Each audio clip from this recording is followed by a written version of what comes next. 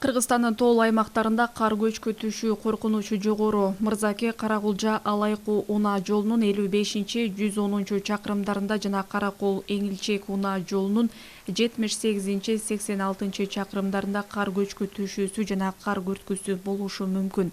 Аба ырайына жана климаттык шарттар жакшырганга чейин Ысык Көл облусундагы Түп Кеген унаа жолунун Каркыра бөлүгү, Ысык Көл облусундагы Боз Шахта Жыргалаң жолунун 13-15 чакырымдары, Барс Коон Ак Шыйрак унаа жолундагы Сөөк ашуусу жабык.